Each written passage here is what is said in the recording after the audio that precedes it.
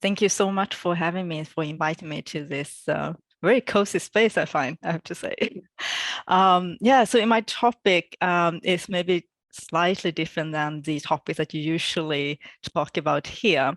And when we think about water, usually we think about the local water changes that affect our daily lives, too much water, too little water, those kind of problems. But today I'm going to set a focus on the water's role in the Earth system. So we are zooming out to the planetary scale. And I have to admit that I don't often talk to non-scientific audience. I do that sometimes. So please feel very welcome to stop me anytime if there's anything unclear. I've tried my best to make it as easily digestible as possible for a non-scientific audience or non-expert in this field. But yes, please stop me at any time if there's anything unclear. I would like to make it very sure that you all follow me. Before we dive in, though, I would like to just take a moment to remember Professor Will Steffen, who is a co-author of many of the work presented here, a colleague, a mentor, and he sadly passed away due to cancer just a little over 1 week ago. And he was a giant in the field. He was a keen proponent of the Anthropocene concept following Holocene, together with Nobel Prize winner Paul Crutzen. And he was also one of the first to introduce the Planetary Boundaries Framework together with Professor Johan Rockström and other scientists. Yeah, it's heavy to talk about the planetary boundary issues at the moment when a colleague who's just passed away. But I think his knowledge, his wisdom, if he's listening, I think that he will appreciate very much that you are listening in, and that he can pass and continue to inspire people with the work that he has done. So the Planetary Boundary Framework that Will and Johan Rockström and others introduced is a concept that you can see it as guardrails of a safe operating space for humanity to thrive and continue to develop in. So it identifies 9 major Earth system processes that are necessary, not necessarily sufficient, but necessary for human civilizations to thrive and prosper. So the obvious one are climate change, biosphere integrity, but we also have the heterogeneous processes like land system change, novel entities. So previously it was called chemical pollution. We have nitrogen, phosphorus, that is part of the biogeochemical flows, ocean acidification, aerosol loading, ozone depletion, and of course, fresh water. The climate change and biosphere integrity. So biosphere integrity could be the previous wording for it was simply biodiversity. So these two, climate change and biodiversity or biosphere integrity, biosphere processes are considered core boundaries that, if perturbed enough, they are sufficient to, on their own, tip the Earth system over to a different state that's not able to support human civilization. And the point of reference taken for this framework is the Holocene, so the past 12,000 years of relatively stable climate. Modern humans have existed for 100,000 years or more, but it's only in the most recent 11,700 years, the Holocene period, that agriculture started across the world and civilizations could form thanks to this relatively stable climate. So we could say that the Holocene climate is the only type of climatic conditions that we know for sure, that there is evidence, we have seen it, that it can support the habitability of the planet for humans. And water is an obvious part of the planetary boundaries, as it is the bloodstream of the biosphere. We use it daily. It is the one element, the first element you seek when you go out for space to explore life on other planets. So it's an absolutely essential part of life. But water is not only the water that we drink, it is also an incredibly intrinsic part of the Earth system processes. So water is also an energy flow. It brings energy wherever it flows.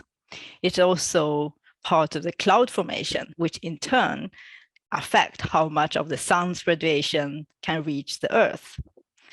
It is also a transporting nutrients, transporting carbon, sometimes invisibly in ways that we don't always think about.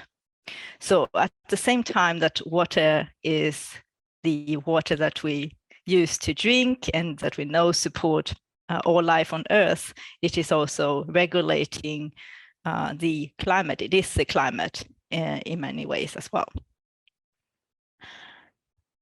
So this is even a simple depiction, a simplification of water's role in the Earth system looks quite complex. In the Planetary Boundaries Framework, the freshwater wedge was called the planetary boundary of freshwater use. And to simplify things, the freshwater use planetary boundary used to define how much human perturbation are still safe with regard to Earth system stability.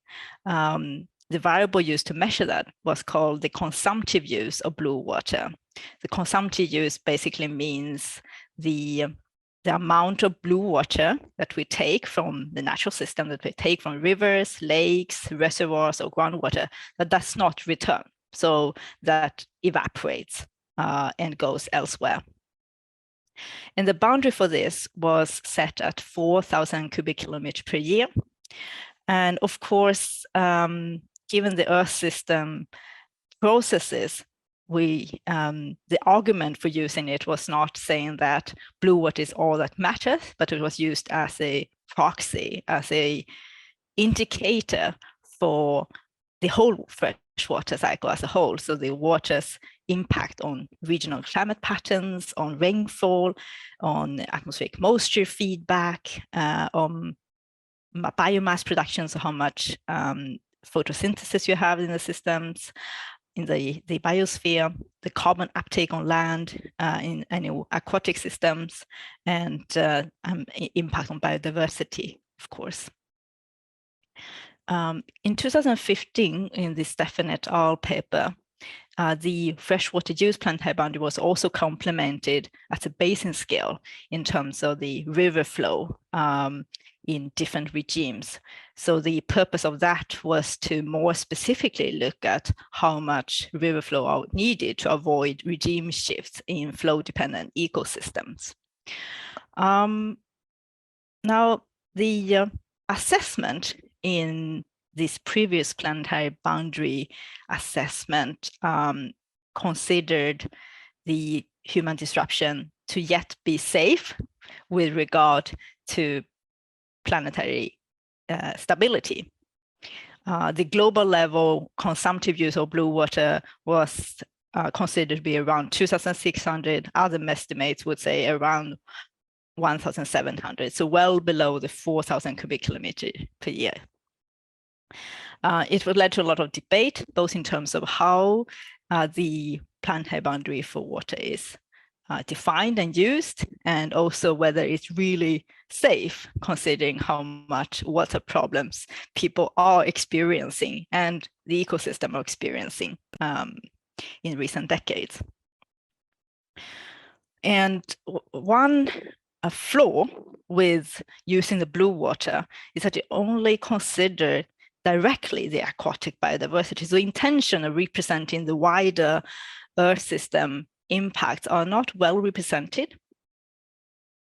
So we thought in our review of the assessment that there needs to be a better presentation of the water impact on the Earth system as a whole, and including a better spatial representation of freshwater processes, so that when you deforest, you can actually have more water in the rivers, but it doesn't mean it has a negative impact on soil moisture, on on evaporation, on precipitation, but the overall increase in stream flow might give a different signal and indicates that it's safe, although it is not. So even when the Earth system impacts are negative,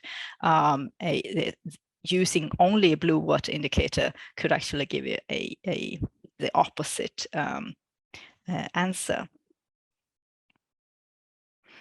So if you look at the entire water cycle, we have all in blue colors, what we call the blue water flows and stocks. So you have the surface runoff, the runoff below surface, the subsurface runoff, the base flow that is always there flowing. You have the groundwater stocks, and of course the irrigation or other types of withdrawal for human use. But these flows, actually the blue water flows, the ones that we see with our eyes that are visible, they're actually smaller than the green water flows, surprisingly sometimes. So the evaporation from land to atmosphere is around 65,000 cubic kilometers per year, larger than the blue water flows together, even though we do not see it at all.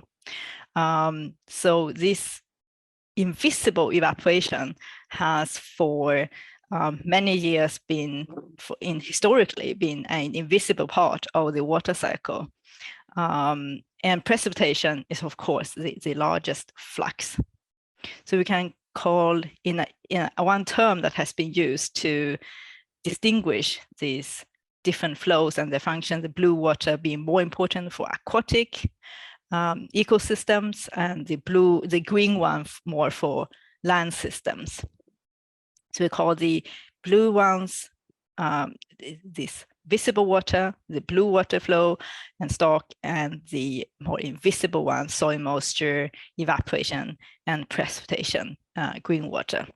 There are some different definitions, but overall, this is the difference. And so we suggested that in order to capture also the fresh water's role for climatic processes, for stabilizing climate, for providing rainfall, for carbon uptake in land systems, we needed to explicitly, to directly represent and account for also the green water. So that the freshwater planetary boundary, so when we consider water's role for Earth system stability, that we consider both the visible blue water as well as the invisible green water. So to summarize, we thought that in order to better represent the freshwater's role for Earth system, we needed add a green water component in the Planetary Boundary Framework. We also needed to revise the way we represent freshwater change for both the blue water and the green water, because the old way of representing it tended to aggregate everything, all the water volumes and the flow all together. So there were also some discussions about whether less use in one part of the Earth could compensate for more use in another. So it wasn't an entirely clear way of representing it. And with that, we also suggest that there's a need for a change in terminology, that we need to talk about freshwater change and not freshwater use, because the human impact on the freshwater not always has to do with our use of it, but sometimes like deforestation, we're not using the water, but we are making a big change on the freshwater cycle. And so for the so the first thing that we need to do was to add a green water planetary boundary. We consider that there is a safe zone, and after which you have a boundary position, and beyond the boundary position, you enter what you call a zone of increase in risk. So it's important to understand that the boundary position is at the lower end of the scientific uncertainty, or whether green water changes can have big impact on the system. So it does not mean that as soon as you pass a boundary that we are seeing Earth system collapse, or that we are committing to planetary risks. But it just means that we now enter a zone of increase in risk where things might have huge impact at the Earth system scale. And to define the green water planetary boundary, we need to first define a control variable. We need to find out the boundary position it, and then to assess whether it is transgressed, we also need to assess its current status. And for assessing the boundary transgression, so whether we are entering the zone of increase in risk with regard to water impact on Earth system, we need to consider to what extent it has departed or left the Holocene-like conditions, the Holocene-like baseline. But we also need to consider to what extent these freshwater changes have had impact on the Earth system resilience as a whole.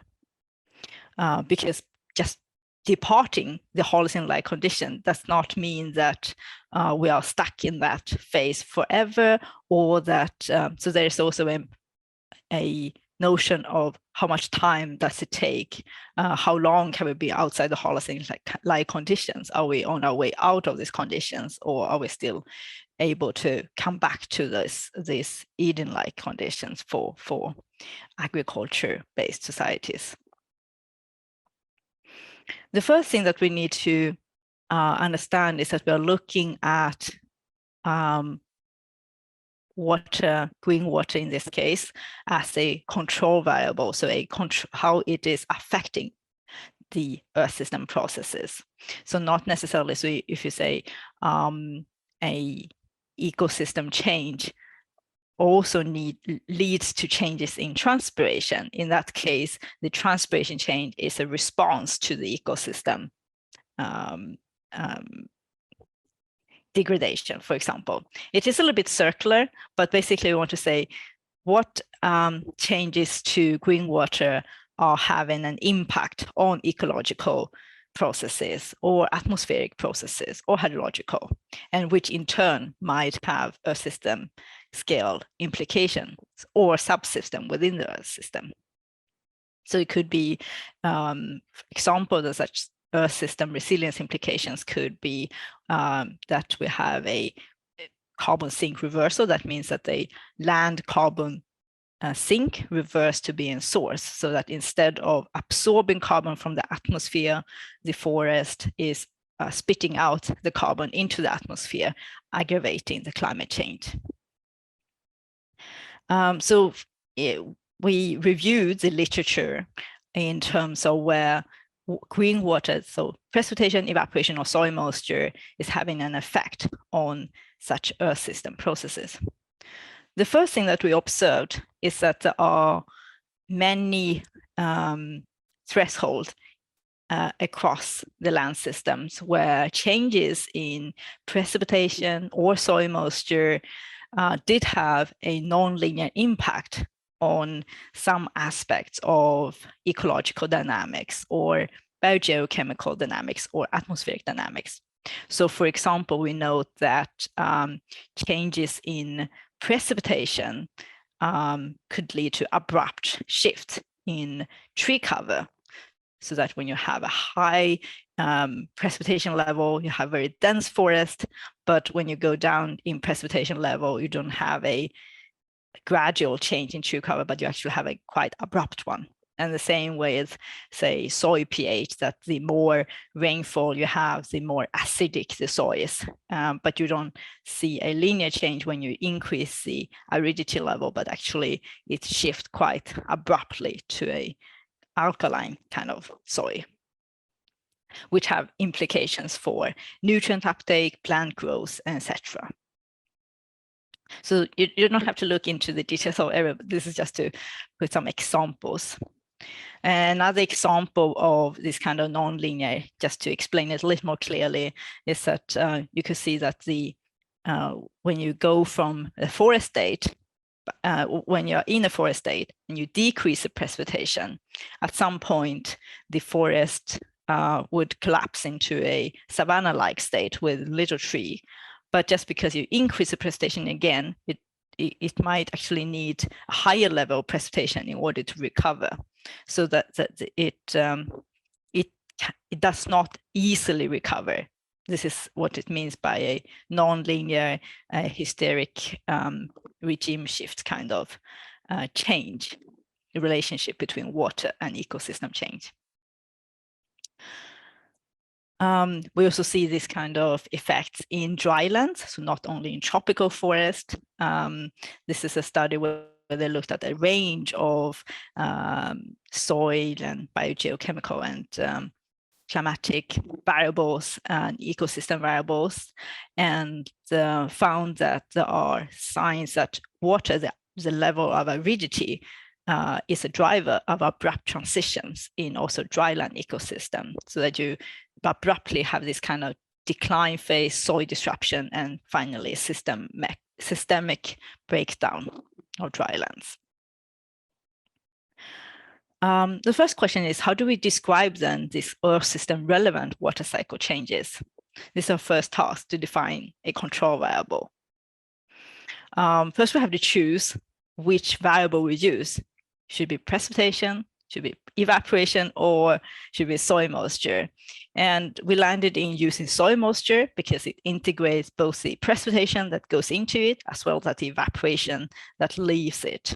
So it's a good integrative variable. And because, as you saw, there were many thresholds across the land system, it's not easy to define one single level of soil moisture. There just isn't such a case. There are drylands, there are tropical forests, so you cannot define a single number for an appropriate level of soil moisture, obviously. So instead of using the soil moisture in itself as control variable, we instead suggested to look at the percentage of land area on which the roots of soil moisture, so the soil moisture is available to terrestrial ecosystems when they exit their local envelope of baseline variability. We define that then it has exited the Holocene-like conditions. So with baseline, we ideally would like to use the Holocene conditions, the past 12,000 years, to measure a variability that is still within the known conditions for support of agriculture-based societies. And we use a monthly scale, so in any month of the year, because this is a scale that is relevant for droughts and other ecosystem processes. For blue water, we suggested using the same definition, but just replacing the roots on soil moisture by discharge. In the case of blue water, it's actually much easier to choose a variable because the river flows is basically the variable that is relevant for many of the Earth system processes we're looking at. The actual amount, the alternative is to consider how much volume we have in our lakes, wetlands, rivers, but it's not very practical. There are also huge differences between groundwater and rivers. So it was a simple choice to use discharge, so stream flow. And the second question that we then ask is, are we still within these Holocene-like conditions, or have we departed from this baseline? This will give us a answer to the question, what is the current state of the water cycle change in relation to the Holocene-like conditions?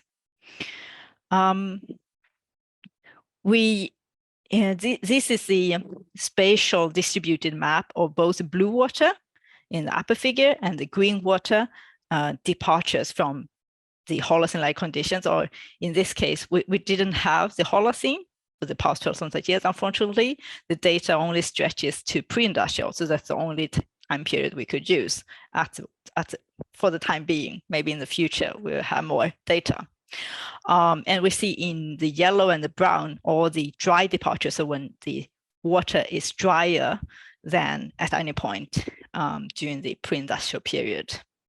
And in the green and blue, we see all the areas that are wetter than during any point during the pre-industrial situation. So in the brown, in the lower figure, we see all the drying in the Amazon, in the dryland, and in the green, you see all the permafrost, and some greening as well.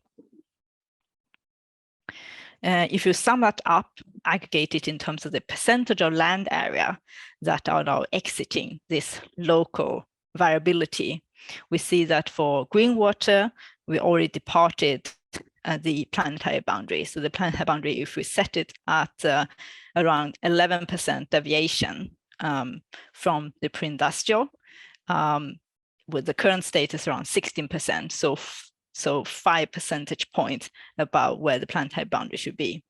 And for blue water, we see a similar trend of blue water increasingly being outside the planetary boundary, and in this case, slightly more actually, so around 7 percentage points outside the planetary boundary. But this is not enough for us to assess whether the boundaries is transgressed. A third question is the Earth system still resilient enough to bounce back from these changes? So what is the boundary position that we set? Because it's not necessarily, so in the previous figure, I showed the boundary as where the Holocene-like conditions are, but a true boundary setting would also consider the Earth system resilience. One way of doing that is looking at how resilient the components, different parts of the Earth system is reacting. And we see for the African and Amazon tropical rainforest, the carbon sink is, for example, decreasing.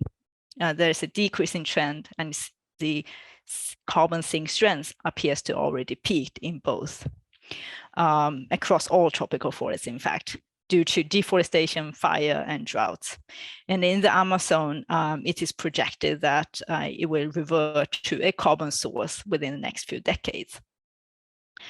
We do have an overall greening trend globally, since more CO2, more carbon dioxide in the atmosphere means that there is more biomass per unit water used. So we have an overall greening trend. But there are question marks to whether this trend will continue. So in recent research, we see that if you look at the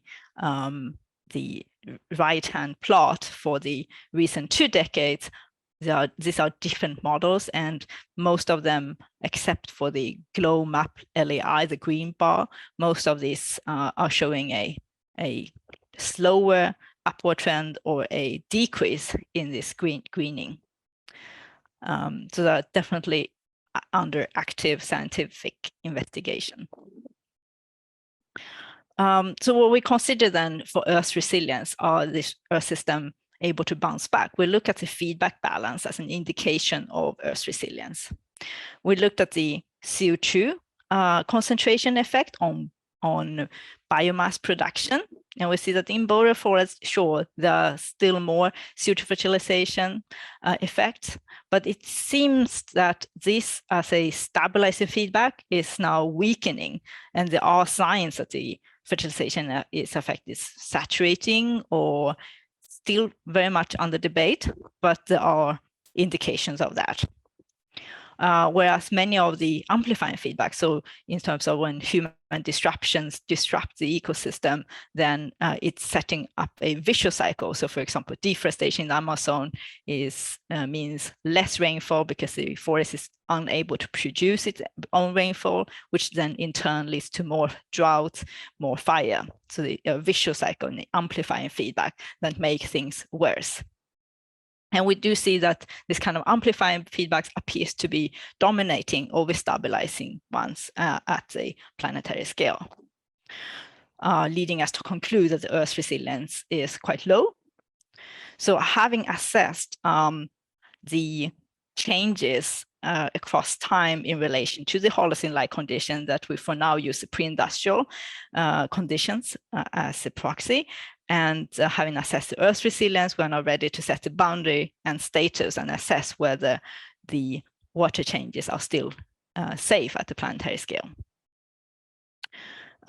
We see that the current status is already beyond the pre-industrial conditions, beyond the baseline, and well into the zone of increasing risk.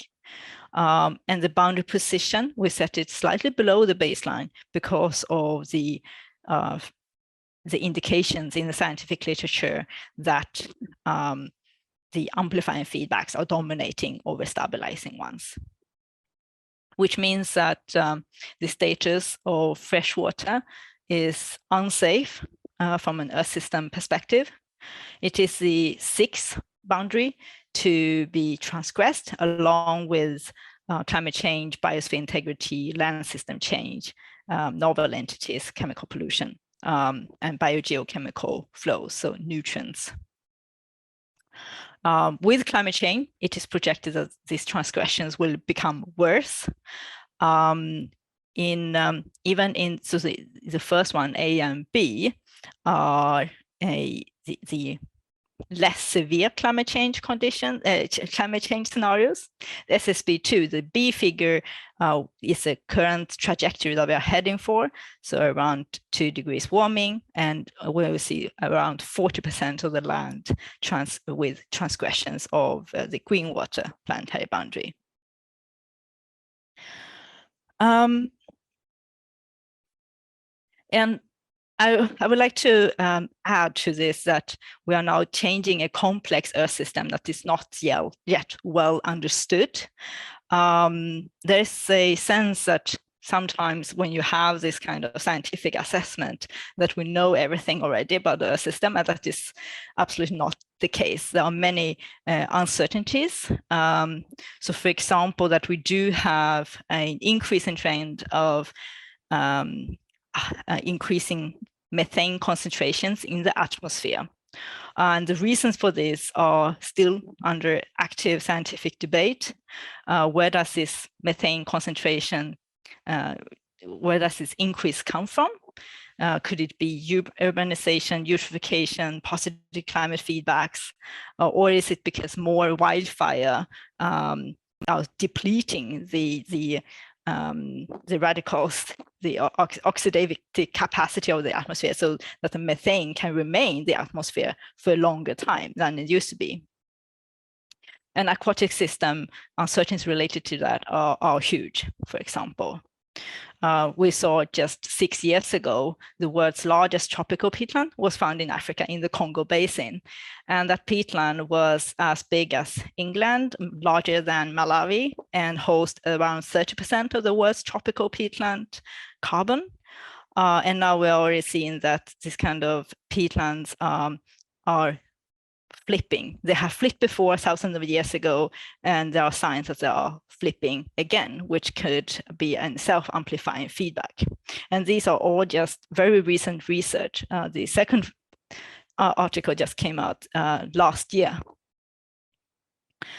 And these changes are also not staying in one place. So this is a figure showing what happens. So in red, you have what happens if deforestation or the if Amazon die back, what kind of impact will it have on rainfall in other places? And you see all in the red circles and dots and triangles, the rainfall impacts in the mid-latitudes. And then yellow, what will happen if the Congo dieback is completely deforested? So none of these changes are staying in one region. They will propagate to faraway places in the Earth system. Other things that we know very little about is, for example, the current triple dip La Nina that we are in. Triple dip means that it is the third year of La Nina activity, which is linked to, among others, the worst drought in the Horn of Africa. The reason there are scientific research showing that it might be connected to the Gulf Stream system, which is currently at the weakest because of the fresh water from the melting Greenland ice that is weakening the Gulf Stream system. And it's weakest at 1,000 years, and there's an active scientific investigation to what extent this kind of teleconnection things are connected. And we just don't know yet for sure. There are also questions to what are the limits to adaptation? Are societies adapting fast enough? There are questions on how will ecosystem adapt. We saw the case of how ecosystems are adapting to an increase in CO2 concentration, so the CO2 fertilization effect. But there are also questions marked to how much plants will adapt the root zone, rooting depths to increase of droughts. And the models that we currently have are disagreeing on the extent to which this is happening.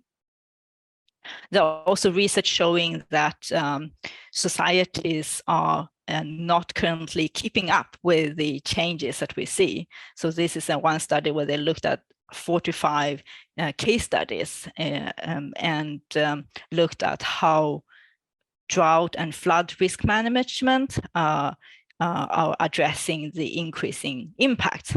And despite increases, improvements, all the blue in the final row, the management shortcomings are improvements in management. But despite this, the impacts were increasing in the first row. And this is due to an unprecedented level of the hazard, as well as increasing the exposure. So maybe you live close to flood-prone areas, the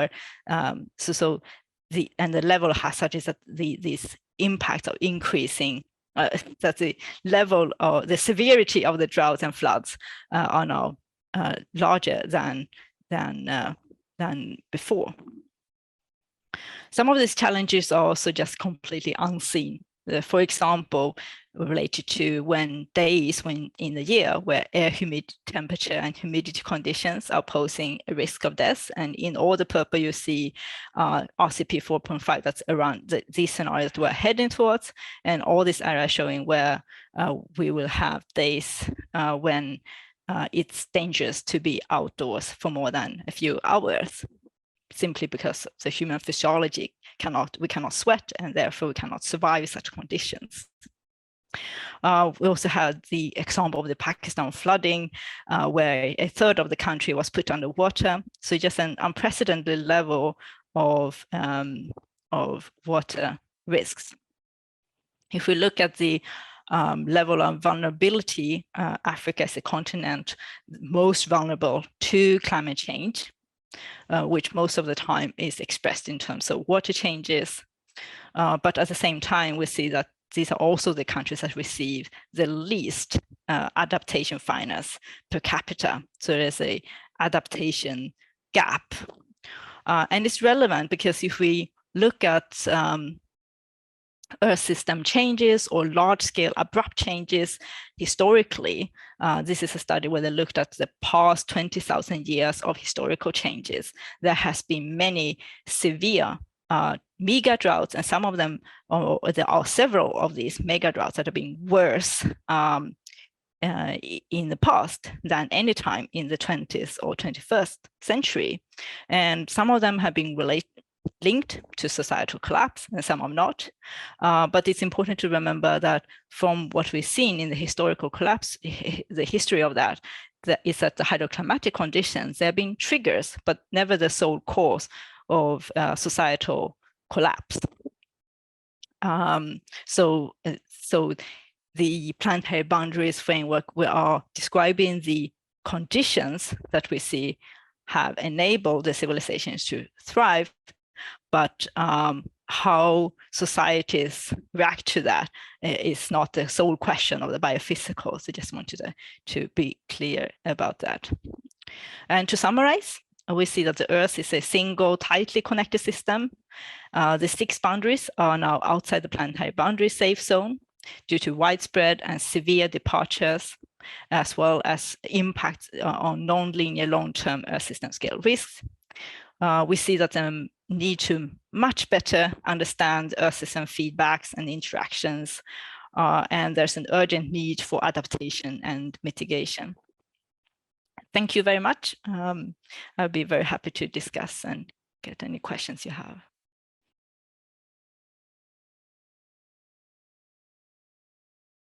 Before I hand over, I'm going to hand over to Johan, my colleague, to facilitate the question and answer session. But I want to start off first, if I may.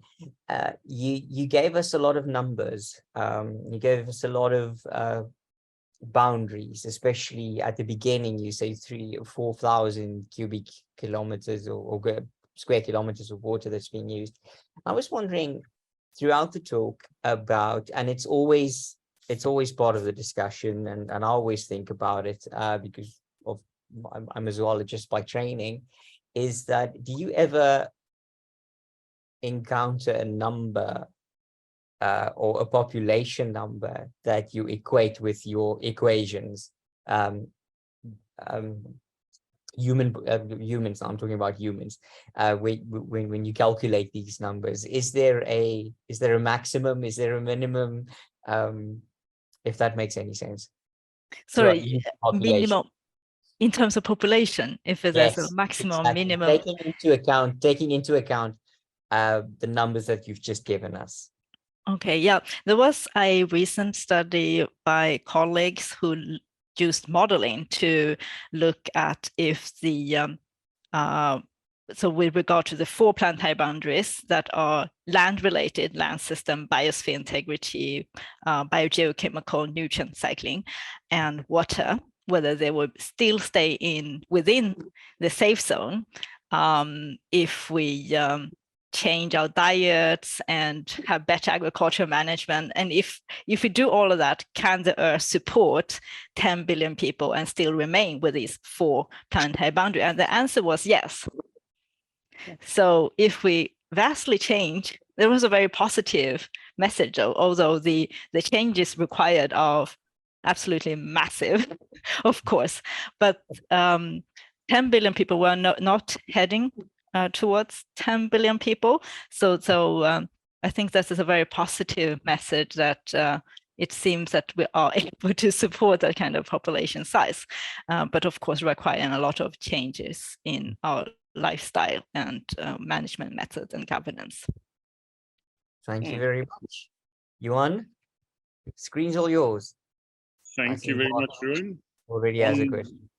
On that bit of good news, I will ask Mark Lottig to please unmute and ask a question.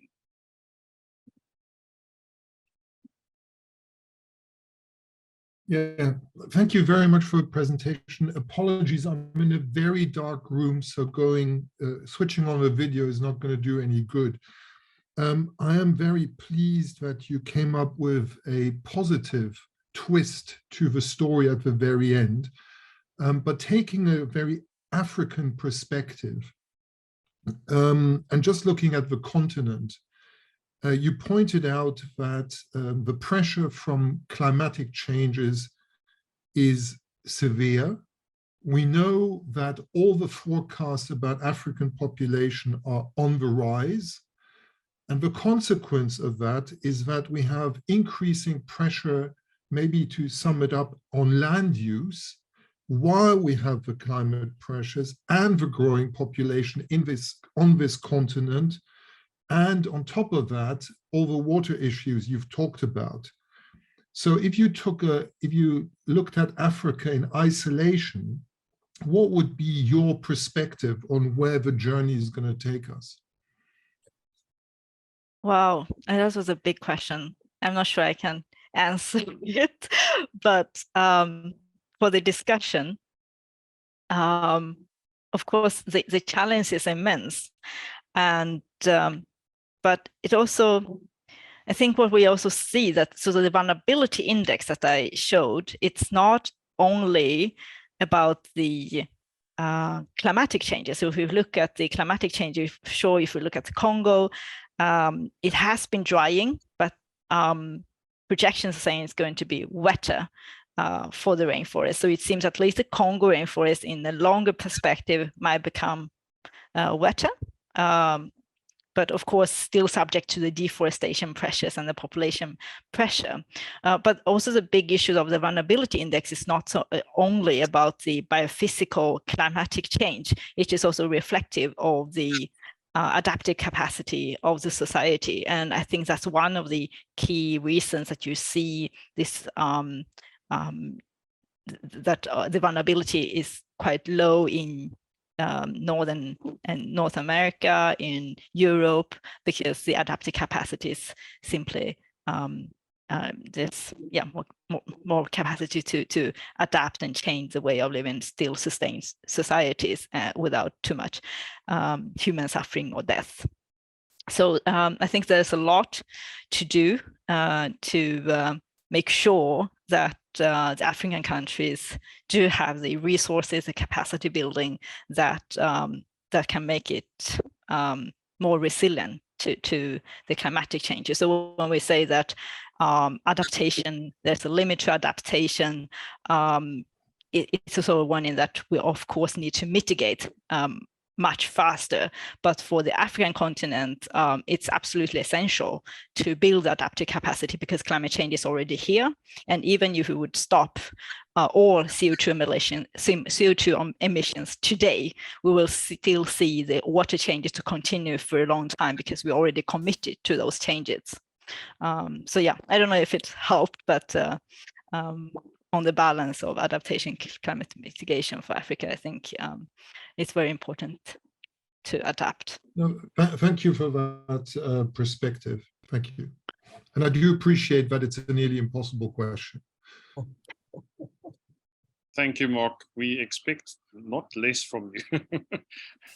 Andy Klee, please unmute.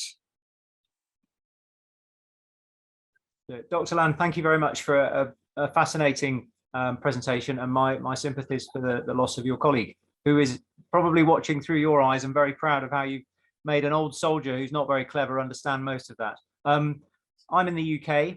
I'm meeting my local MP tomorrow to talk about climate justice with 2 or 3 other people. And I'm very conscious, you know, and it kind of links to what you were just talking about. What should I be saying to her based on the work you've been doing, and what sort of policies should we in the West be doing? And I'm conscious the UK government seems to be shrinking away from any sort of global responsibility and interaction like this. We seem to be leaving the world stage, but kind of any advice you could give of things you'd like as a scientist to get to the heart of government? Maybe I could at least mention something. Another difficult question, but it's sort of good timing for me because I haven't worked out what I'm going to ask you yet either. Sorry about that. Yeah, no, thank you for the question, and also incredibly difficult to answer.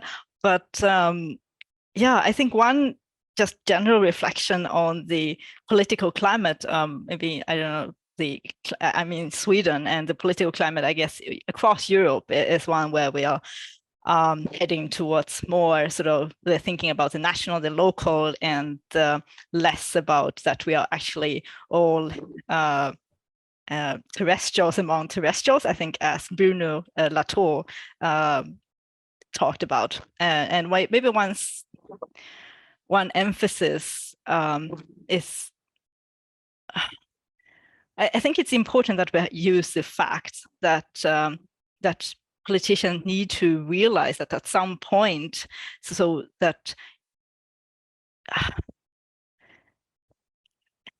that all societies are embedded in the Earth system. And for some reason, it does not come across. It appears that if the policies are made on an imaginary planet, and that is simply not the case. I really like Bruno Latour. So I'm not a I do not do political ecology, but I really like Bruno Latour's way of framing the political landscape of how he talks about that the current climate is political landscape sort of is between the local, torn between the local, that we need to go back to the word that go back to the familiar that we no longer have, and we have the globalists that are saying that everyone needs to get can and needs to get more welfare through a globalized market. That word also does not exist, and he talks about how we need to go back to a political climate that realize that we are all earthbound, that we have a common earth, and that is a reality. So that it really needs to sink in what kind of policies do we make within the one earth system that we live in. I don't know if it helps at all. And he saw the danger of this kind of fake Trumpism of how it's the danger of imagining a reality that it does not exist. So somehow coming back to that, I think it doesn't help at all. But anyway, no, I'll let you off. No, you're absolutely. I think that hits the nail on the head. How difficult it is to translate this into something that a politician can even get into a soundbite when talking to people. But yeah, everything. I mean, if we don't get this right, everything else is a waste of time anyway. So they might as well give it some attention. Enough from me, but thank you ever so much. Keep up the good work. Thanks. Sorry, guys, I'll shut up. thank you. Thank you, Andy. You definitely don't have to shut up. You're welcome to ask as many questions as needed. Ruan, before I hand over to you, I would just like to say a word of welcome to all the previous guest speakers that came in tonight. Prof. Edem Inyang, we have Clive Horlock in, we have Maureen Kinjanjui in from Kenya.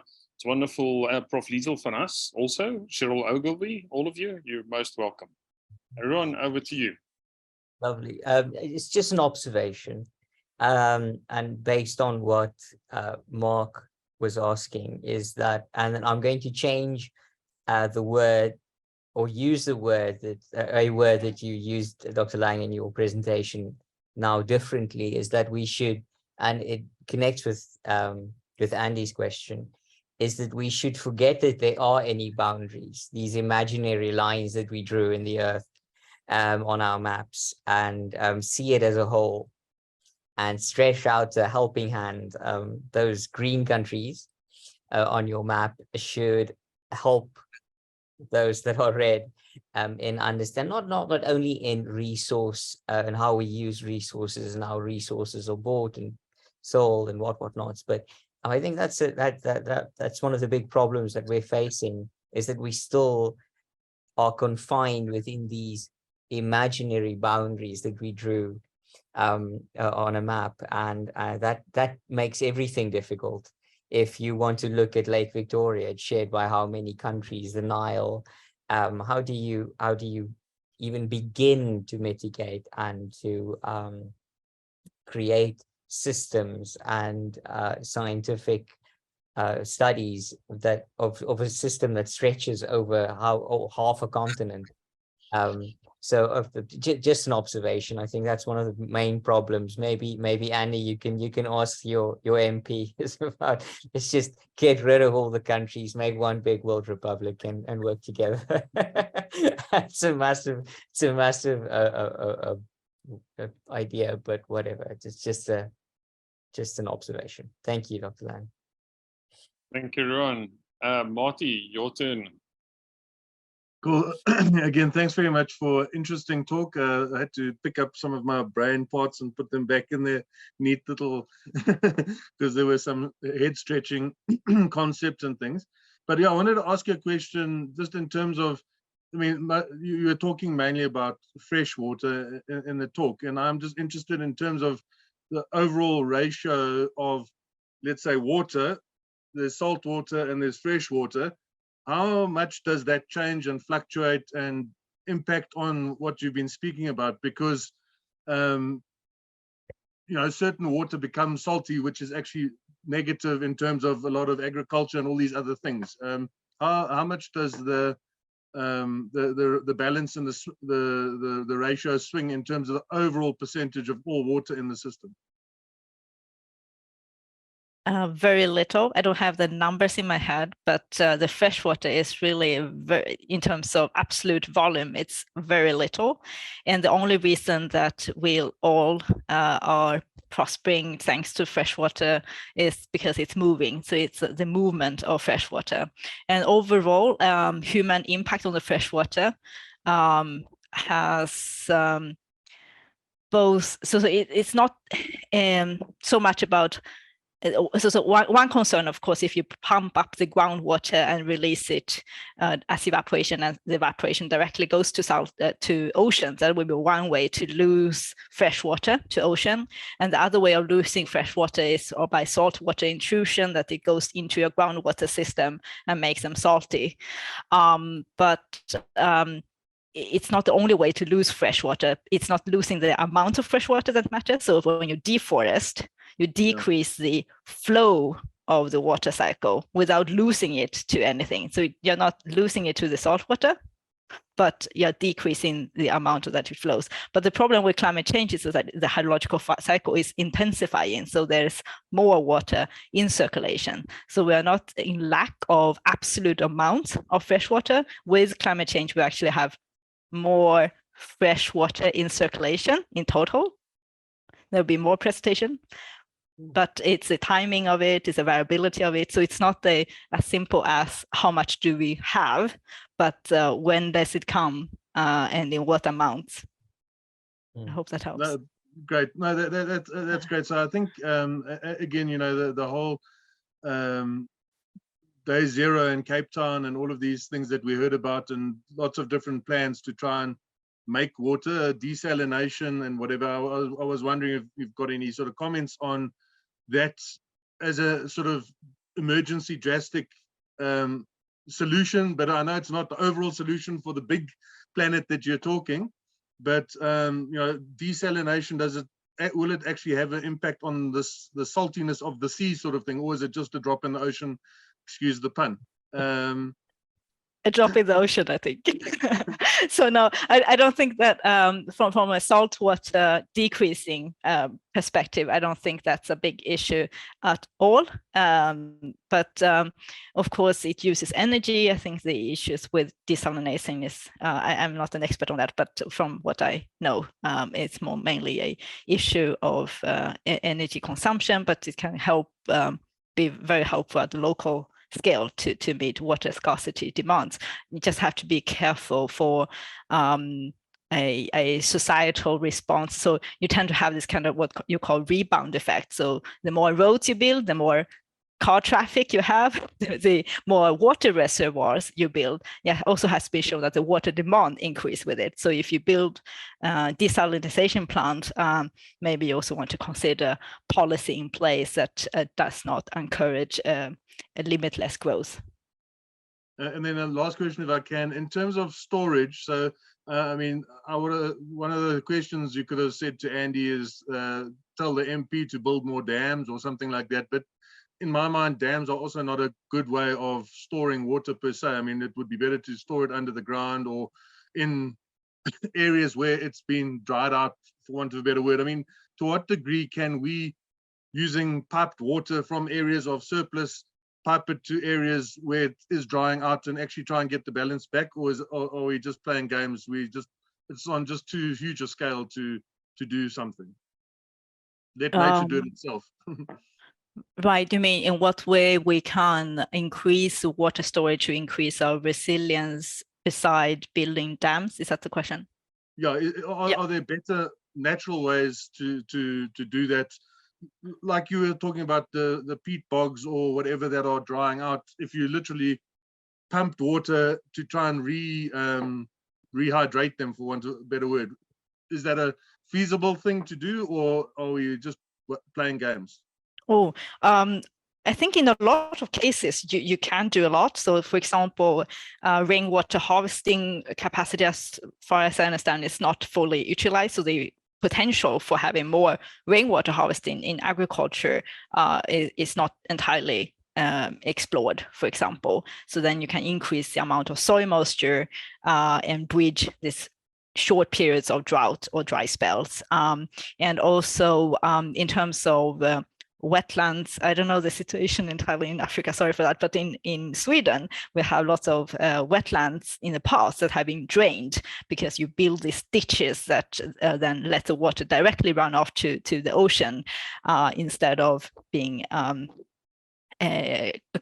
collected up in the wetlands, because they wanted the land for plantations, for forest, instead of this kind of swampy forest that was not much use for industry, pulp industry.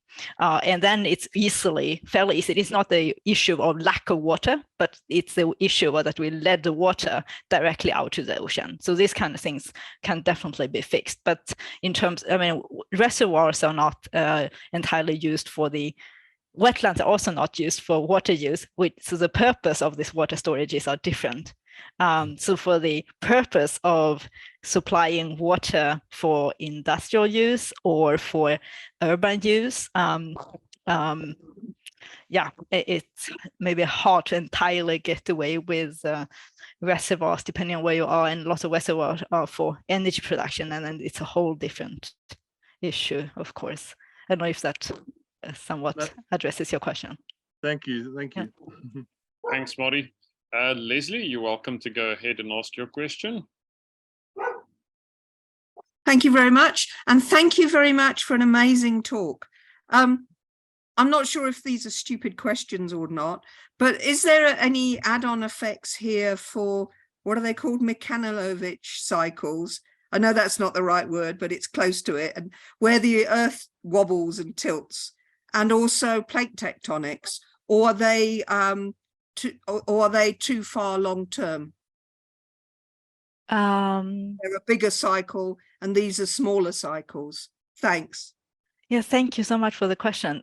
Just to understand, so your question is whether freshwater cycle changes due to natural long time scale geological changes in the Earth system, how that is linked?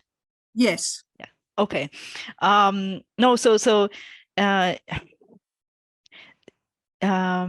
Yes, of course, the variability, and what we also seen in the paleoclimatic records, freshwater changed a lot in the Earth's history, but what we're talking about here is primarily the human effect on the freshwater cycle change.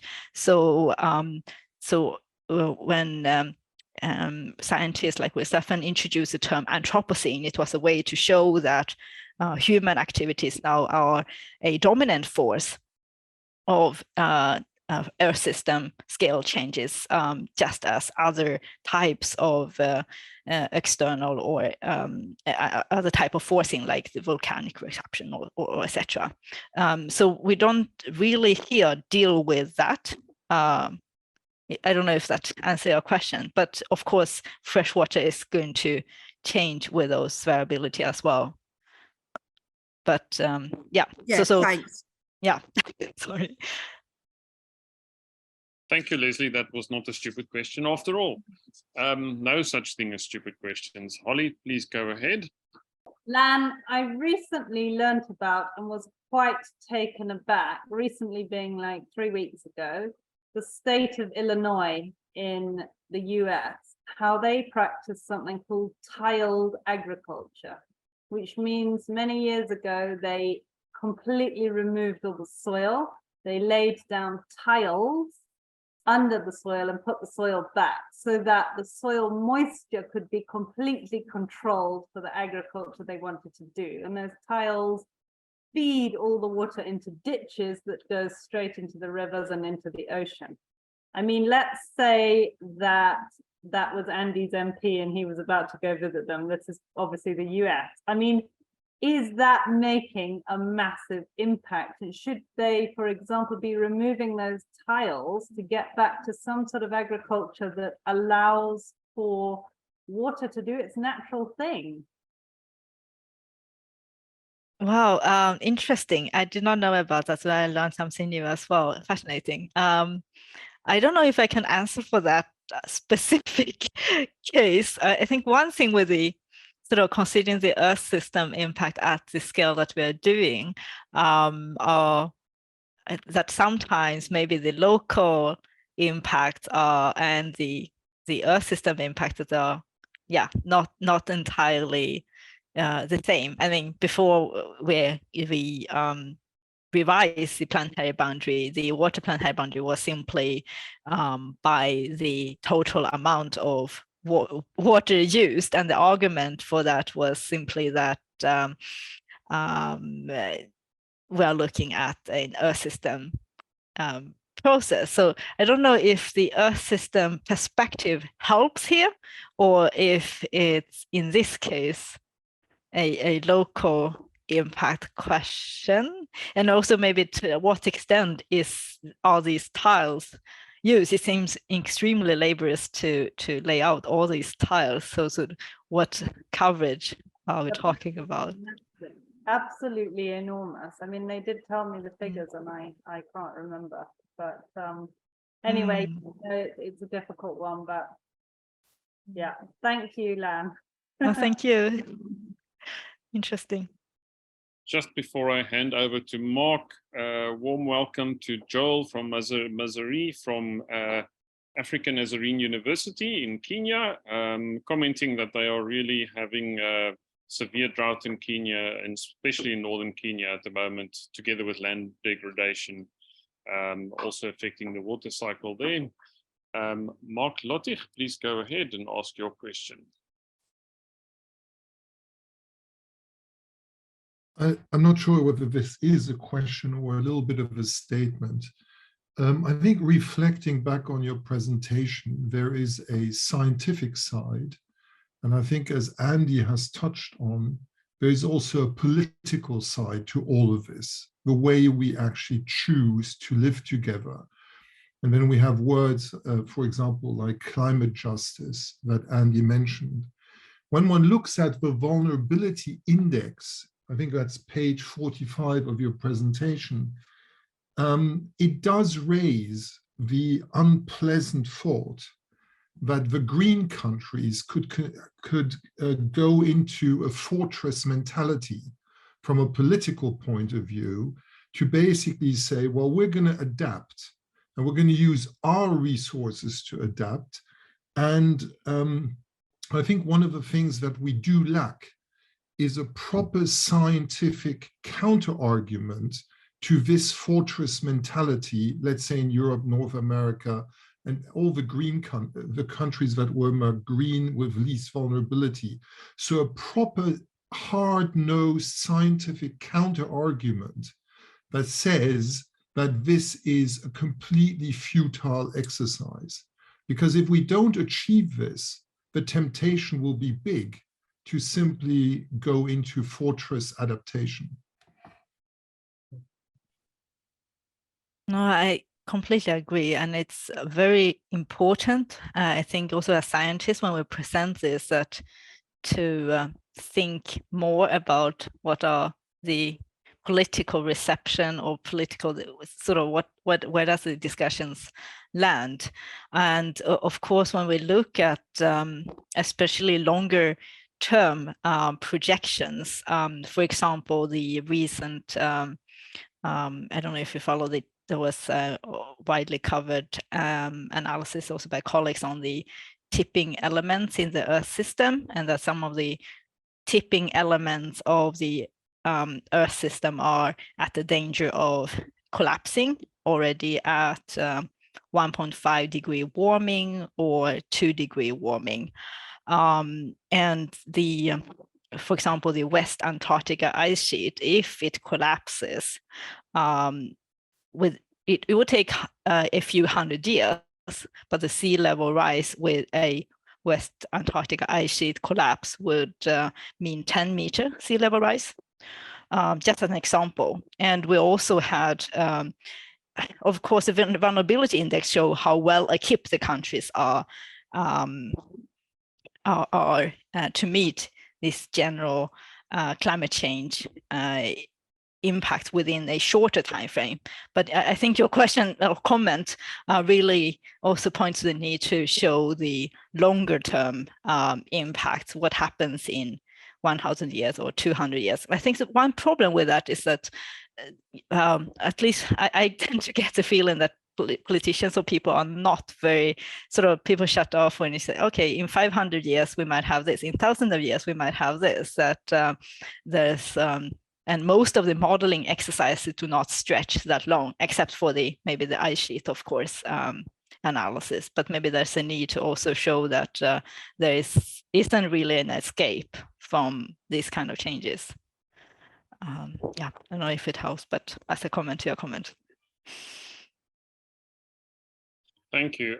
Andy, I hope that you are better equipped to see the MP tomorrow by now.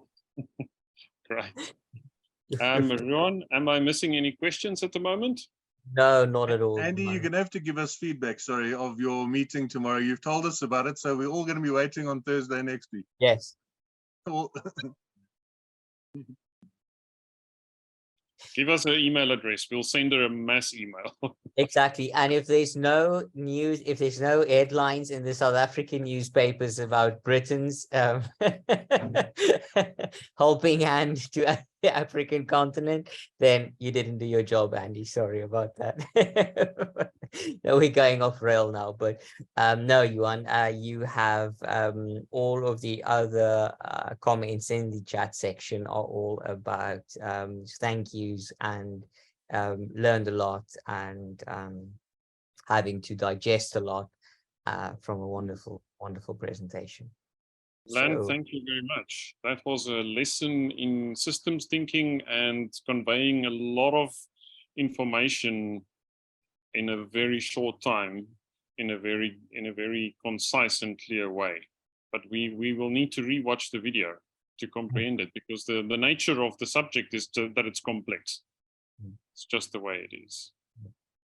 No, thank you so much for having me.